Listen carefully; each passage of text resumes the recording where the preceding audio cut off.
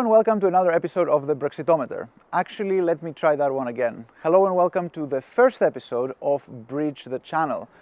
We have changed our name, as you can see. We are not completely changing our themes, we're not completely changing our format, but as you can tell, Brexit is not really in the news anymore. But it doesn't mean that the UK is not in the news anymore. It doesn't mean that the UK is still not very important for European politics and for lots of decisions made that affect the EU. So we have decided to shift our focus a bit. We're going to still be talking a lot about the UK. We're coming to you from London, as always. But we're going to be looking a lot more at how developments in British politics and developments in British foreign policy and developments in the Anglosphere more general affect European decisions and affect the lives of Europeans and the political decisions made in the EU. Today's episode, of course, will be a lot about Ukraine. It is a sad coincidence that we have to start the first episode of our news cycle about British politics and foreign policy, talking a lot about this very, very sad war. But the UK has carved for itself already a very important role in this conflict. So, welcome to a new product, a new series of the Martin Center. In some ways, we're still the same way we were before, but in many, many other ways, you're in for something completely new and exciting. So, the first episode of Bridge the Channel is with you. So in what ways has the UK had a bad crisis? Of course, not everything is great. And in many ways, it is interesting to see how Brexit, our old friend, also still plays a role in some of the ways that the UK has responded to the crisis that have not exactly won it many plaudits from commentators. There are two issues that currently appear to be very problematic in how in the way that the UK deals with the crisis.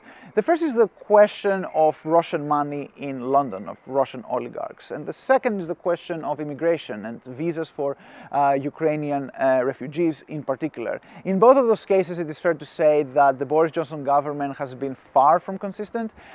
It is generally clear that it has moved far, far slower than what it could and should to curb the influence of Russian money and to punish Russian oligarchs who have their money and their assets based in London. It is clear that this goes against the idea that many Brexiteers had about the UK being a global, open financial and economic power. Now suddenly this new crisis forces the UK to cut off one of its major sources of wealth and connection with the international economy.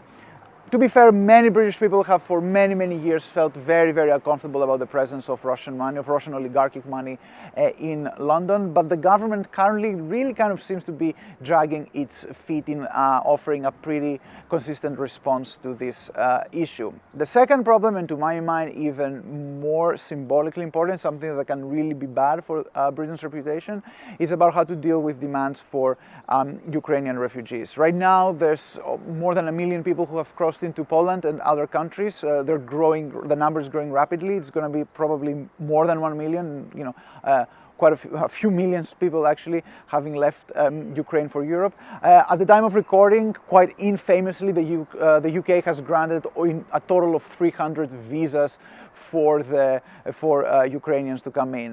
There is a pretty unseemly back and forth between Downing Street and the Home Office about who is to blame for the fact that British presence both at the Poland-Ukraine border and in Calais is very insufficient to deal with huge numbers of people who want to come to the UK because they have family here or for other reasons. The government talks the good talk that it wants to help, but the reality is that Brexit has also been an anti-immigration project, and it is very difficult for this government to be very vocal about bringing in a lot of people. Quite interesting also about Brexit, coming back to the question of Russian oligarchs, is that the government claimed or used to claim that moving away from the EU would allow the UK to also have a more flexible national system of economic sanctions. And now it shows that it actually cannot move as quickly as it should against Russian oligarchs. So we still see how Brexit frames the response of the UK government. It is an immigration skeptic government,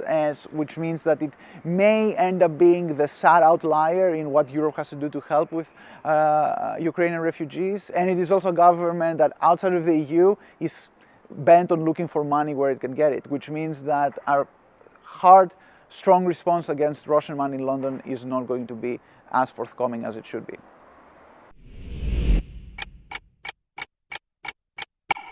So this was the first episode of Bridge the Channel, coming to you as always from London. As we see, Brexit still plays a role, of course. It is also slightly ironic covering the response of a country that used to be a member of the EU towards a crisis affecting a country that now is so vocal about itself wanting to enter the EU.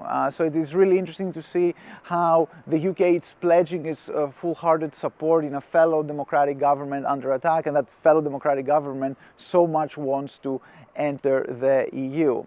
There's also interesting contradictions that are created by Brexit that has fragmented the West, and right now we see that perhaps that wasn't such a great idea after all. Perhaps the things that unite the West are so much stronger than the things that used to divide it. Bridge the Channel moving forward will deal with a lot of other issues. The pandemic is not over yet. The UK, just as the rest of Europe, is in the middle of a major cost of living and energy crisis. There's going to be lots of developments in domestic politics in the UK as always. Brexit is still alive. There's still negotiations going on about Northern Ireland. We're going to be looking also into developments in the rest of the Anglosphere, a bit of the US, a bit of Canada perhaps, depending on the issue and what affects Europe. Lots of stuff to look forward to. Stay tuned as always with this new exciting series of the Martens Center. Until next time, take care.